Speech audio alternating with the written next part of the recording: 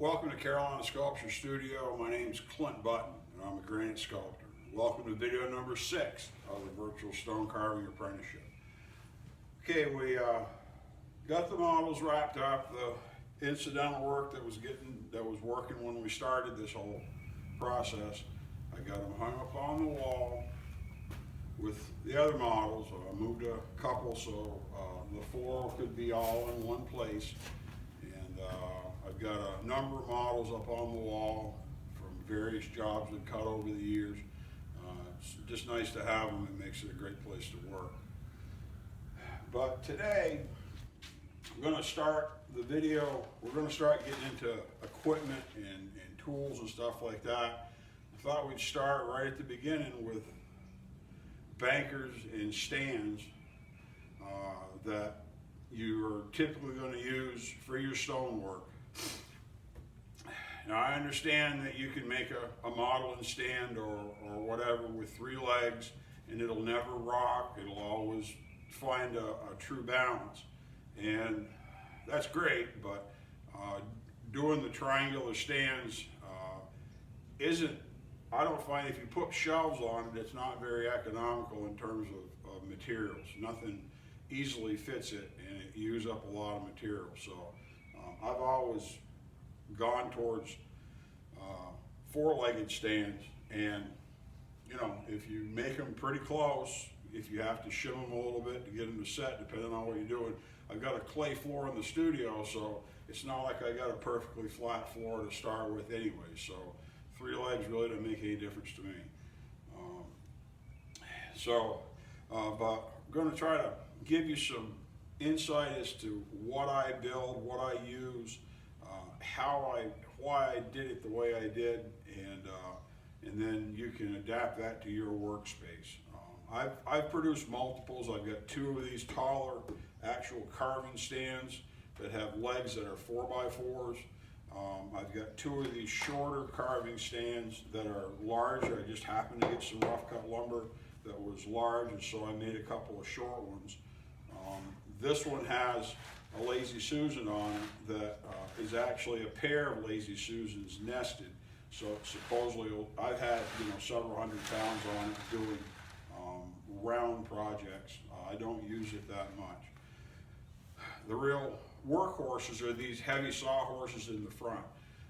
Now I'm going to take some measurements while I'm here, and I'm going to try to put a rough idea on what the angles are and what the dimensions are. I don't have plans for these. These were all just stuff that I made, but they're all based upon what I could find and what I saw others using, and how I thought I could improve on it. And I use these the least. While I use this the least, I'm sitting on a stack of welded wheels, just steel wheels. And that's what we used in Vermont to carve when we carved small stones, a lot of times that were laying down. And Gary had several stacks of wheels.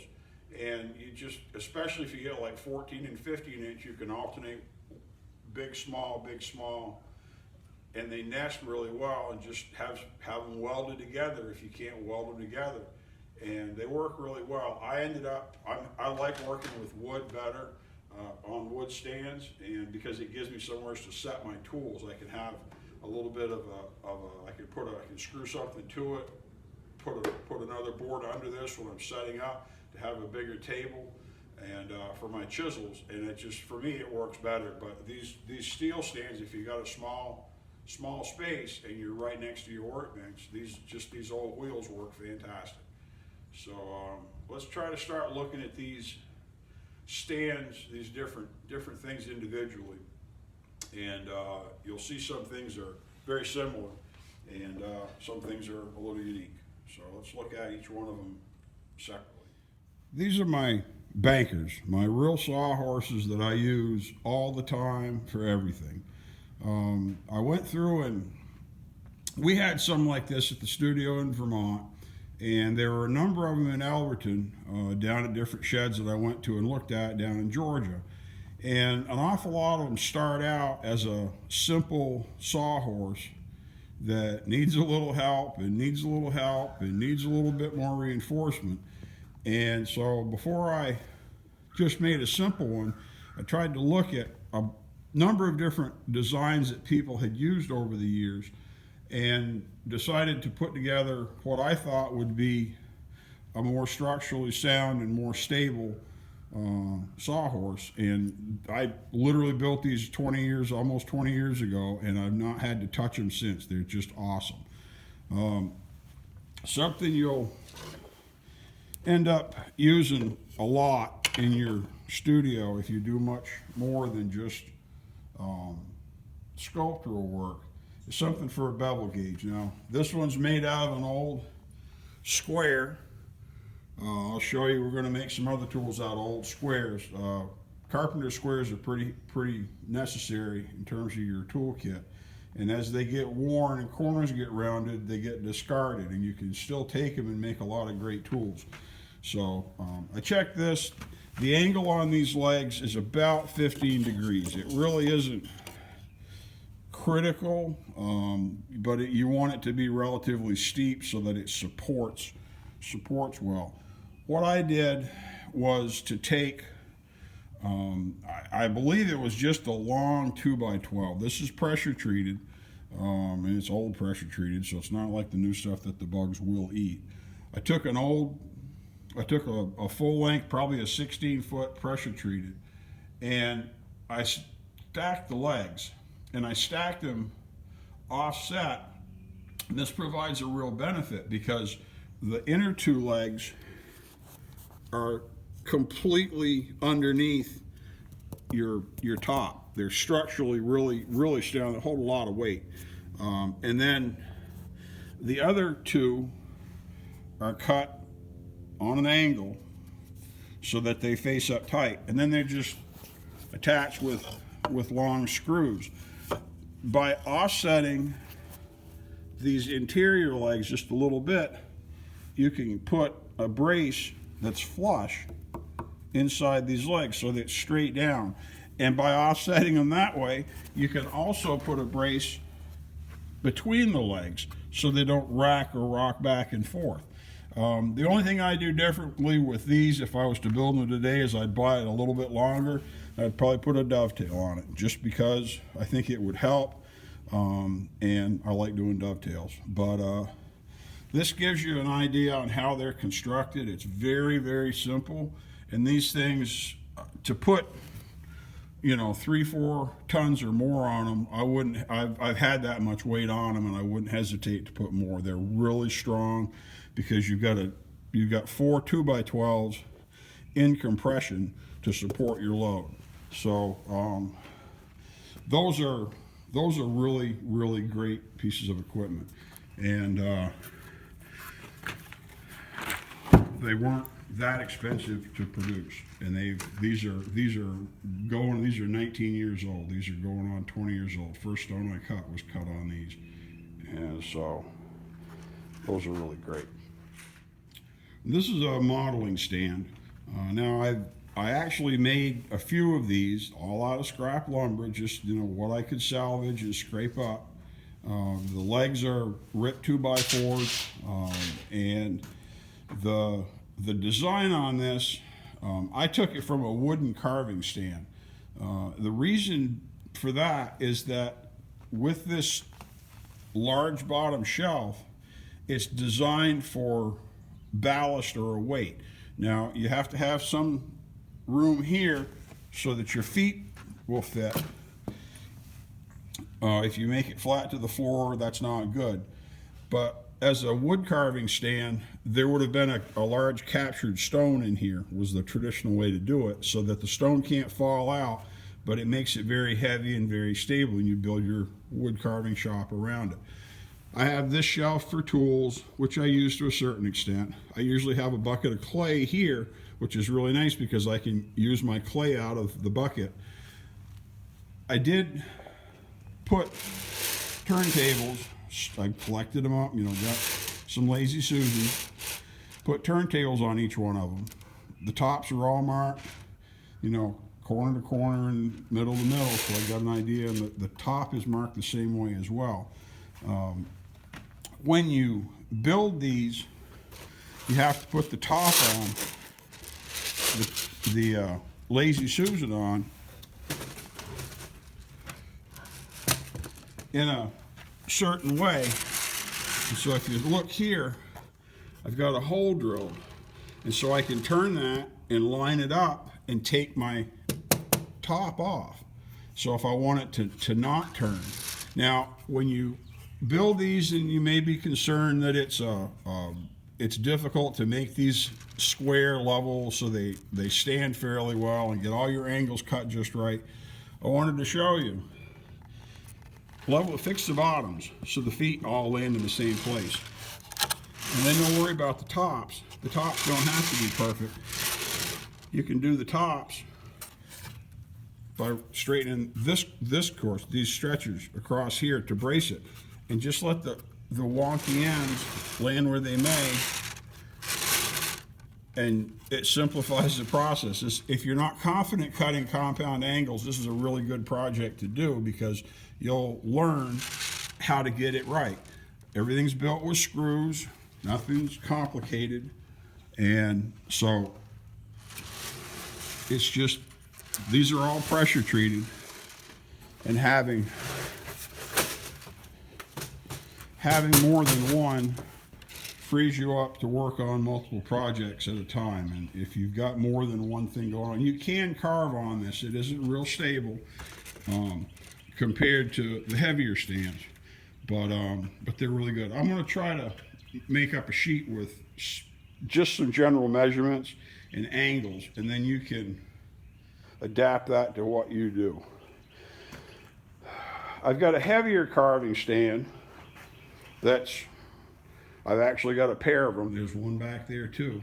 And these are done with 4x4s for legs, and they're just a heavier version of the modeling stand that we just looked at. I've carved a lot of work on these. The only real issue you'll run into is that if you've got any overhang like this, where the grain is, they're apt to break off. So you may want to put one layer on and then cross it with another layer. But they're really strong, really stable. They're screwed together. I did dovetail these legs, these stretchers on the bottom, and screwed it in. I like screws, but you'll use it. These are really great. These bring a lot of work up to standing height. Smaller work, it's very comfortable, and when you put your work on a couple of boards with softs on it with fire hoses, a lot of times I'll just extend the boards longer and put a board across here, and I can lay all my chisels, and that provides a workspace, a little work table for me to service the project. But by having it up off the bottom and having that board on separate, even if the board has legs going underneath the stone, that little gap will allow debris to fall down so the gravel can go away. There's a stack of wheels. Make sure to get wheels that are offset the right way, like this wheel where it's got a drop center, and you can put it on there to make sure that you're resting out on these edges and not on the center. But if you get some steel wheels and just weld them together, they'll last you for the rest of your life. These are heavier modeling carving stands.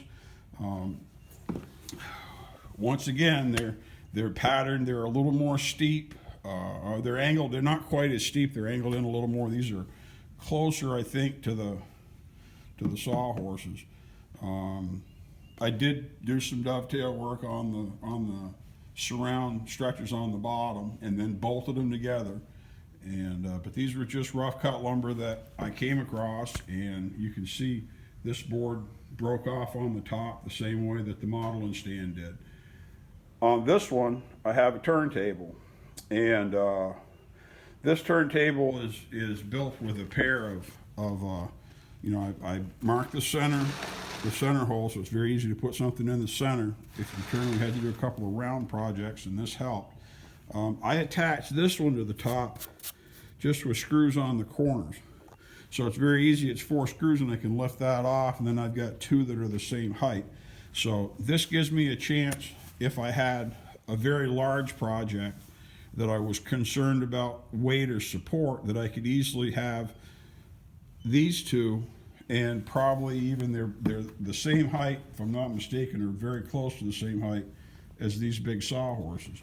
And so you can put a lot of support under something if you're concerned about it. But these are pretty rugged. They're not pressure treated wood, but they've lasted. I've had them for at least 15 years. I've done a lot of work with them. So these are some of this is really what I use. I don't use anything else. Now, let me show you what I use for an easel. I've tried several different easels and configurations where they were secured in terms of the cross or the support here being screwed to it, solid mounted or not. And I've got 3 or 4 of them. You need to have something to support the back leg to keep it from going away on you. I just use a large hinge here on the back. Let's see, I don't know if I can really get a picture of that. One of them, I've got a piece of plywood here with a longer strap on the hinge, but this just has a cord, a loop that goes around it with just a hook. And then this piece, which I can easily run a screw through it to secure it, to keep it there, put a screw here, and then here and here. But this is the old-fashioned style, more of those broom handles like I talked about making clay tools from, and I just bored a few holes in it. Now, I can always bore more holes if I need them. These just have some bent nails so they won't fall out. I've got a wire on the back that I can pull out and a nail on the front that's bent to where it won't come out. And it's easy to move this up or down. And then you can just set that up on the way you want. Now, like I said, I'll try to put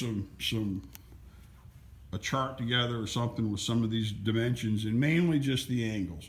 You can figure out what's going to fit your space. And obviously this one's 3-legged, so you can do them vertical, there's all kinds of varieties, but this is what I use in terms of tools. But with an easel, these heavy bankers, modeling stands, more modeling or carving stands, and then tall carving stands, and then the plain old stack of wheels. These will be good use for you. If you can weld them up, you can make them out of steel. I don't have a pipe or whatever. I've got a picture, I think, of some from a friend's shed with the bankers that they use that are actually, they don't really move them, but they don't carve, they just cut. So, but this will give you some ideas on what to do, and we'll get this one up and start working on the next video. So, my name's Clint Button here at Carolina Sculpture Studio, the Virtual Stone Carving Apprenticeship, talking about support, bankers, and modeling stands and easels. Carving stands, modeling stands, and easels, and everything. So, thanks for coming in.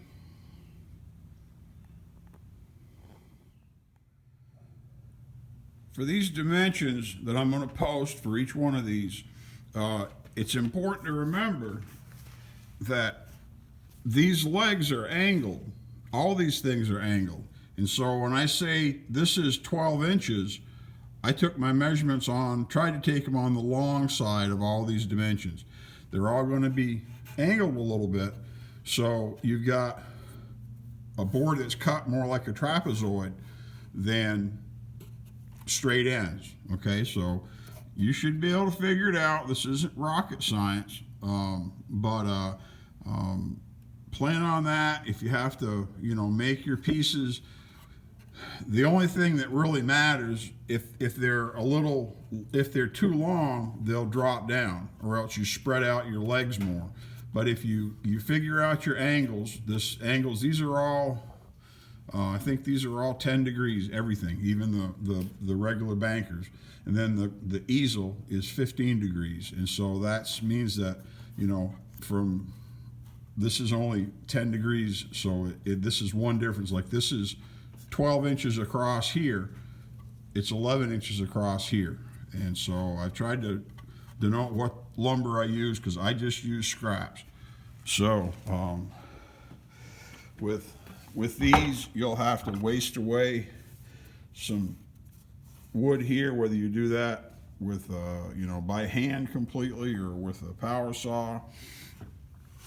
The way the tray is built on the easel, this is a lap joint. I cut half of it away, cut a notch, that's half the depth, and cut the end half the depth so they lay flat, and that gives you your nice profile. The good thing about using this, and let me show you the way the bottom is put together.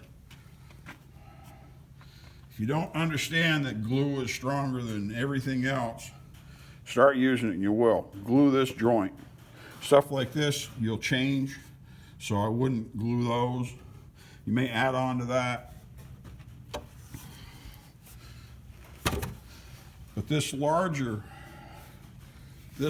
hinge that I use, just a big barn door hinge, if you untie this, it will allow this easel to fold flat. And so if you end up going and doing events or shows, it'll make it a lot easier to transport.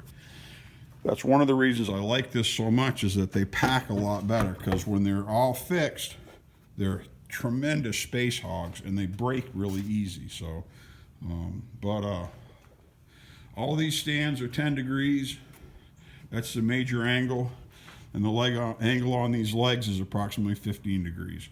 So, but play with it and take some screenshots of the general dimensions of stuff, and it should get you a lot closer to at least figuring out your parts list on what you need for materials.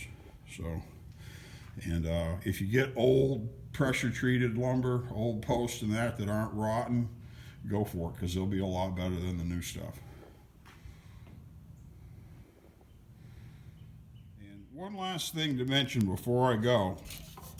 I measured all of this. If you have a tape measure that dies, cut it up. This is what I measure almost everything in studio with. Regular tape measures work, but if you do much stone, you know they don't like granite dust. Take your old tape measure, cut it up. This one's 5 feet long. I cut them up like 18 inches, foot long, the skinny ones, and that's what we use. Taper the end to go to your one, so you can measure your niche and everything. But to have these, you'll see this is what I use in studio, and one tape measure will give you enough to work for years. So if you've got a broken one, put it to use. Cut it up, make it into something you like, and have them in 10 different places, and you won't be chasing your tape measure every time you turn around. So that's about it. Try these stands and see if you can make some, and we'll see you on the next video.